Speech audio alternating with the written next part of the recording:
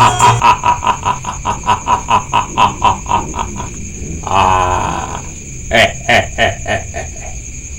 iki sapa? Barang aku tekan kene patroli. Kok nalah deken tangan bu atang-atang iki sapa? Sak ngertiku iki ngono kawasane. Sing tak pasrahke Buta Jambul karo Buta Mata Mendolo. Tak tangeke. Tangi. Aduh.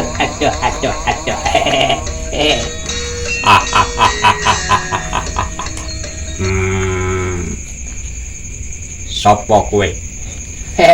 Ngapunten lho Kakang. Sopo? Aku iki ya sak temene ya tunggale buta, tapi nan aku iki kalah perang, Kang. Kalah perang karo sopo? Kepiye ya? Ape matur isin, aku iki ya salah suwijine buta yaksa buta. Tapi nan ngene ndasku bileng wetengku lesu. Nalikane iki mau aku perang karo jalma menungsa wetenge gedhi balibul ora tak kira ora tak nyono jebule Tigdaya Kang. Kepiye ya Tigdaya nalikane aku ape tak duotos aku nalah duncalke aku nganti bileng sirahku wetengku lesu. Waduh biyong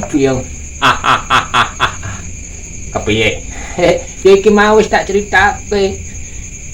Ngene. Aku urung pernah ngerti kowe iki nang kene iki sapa sing ngutus. Ya ngapuntene Kang.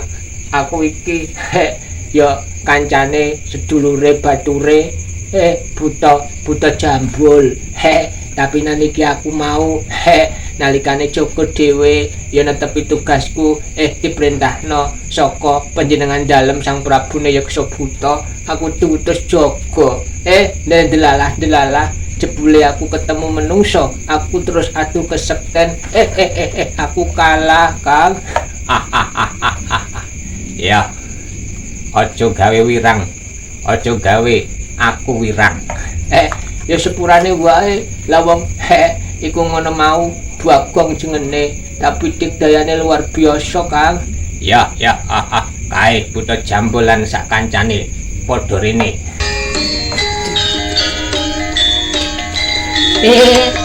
Ladalah. Lah kok ana Kakang Buta Punuk tekan kene iki sak temene ape golek apa Kang?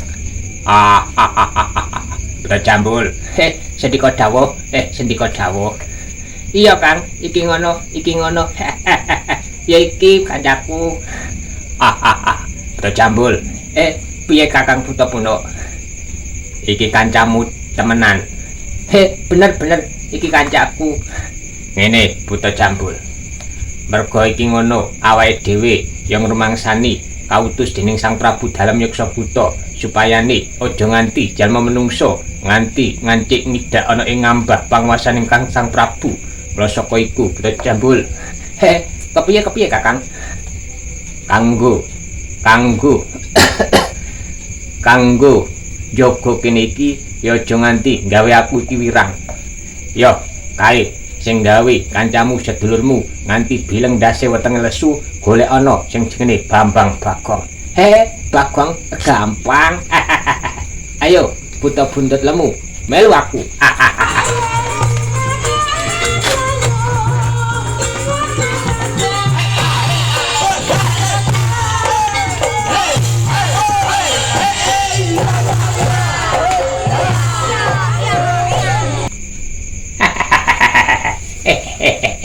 Ladalah. Iki ngono sing jenenge Bambang Bagong. Emangnya kenapa? Nek jenengku Bambang Bagong. Bocah ratata. Iki ngono aku iki entuk murkane Kakang Buta Punuk. Jarene kancaku ya sedulurku, kadangku buta buntut lemu, mbok apake winginane. Wis salah lho. Pas iki aku ngono ndek winginane. Aku pas iku anu kok ape liwat. Tapinan ngene lho to. Kepiye? Aku pas iku diajak senggel kok. Dia kalah. aja sembrono. Yen kowe nganti ngapak-ngapake sedulurku buta buntut lemu, ya aku kadange ora nampa ora trima.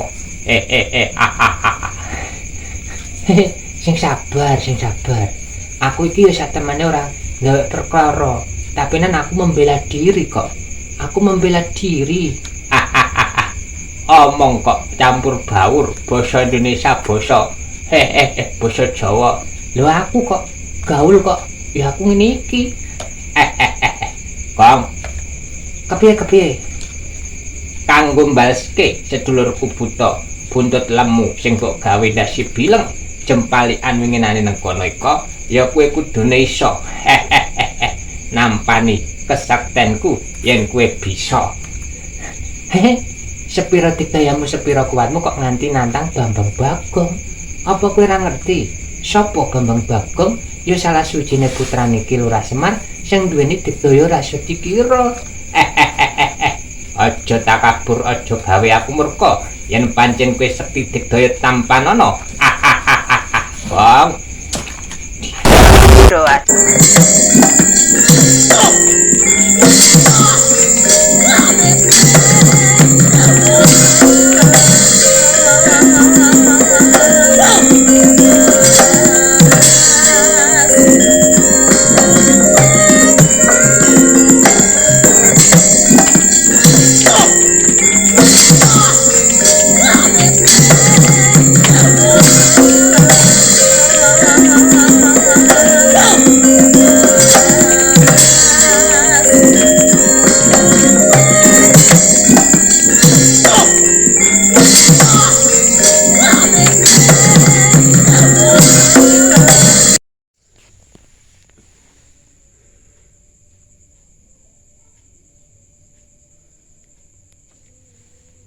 Dik.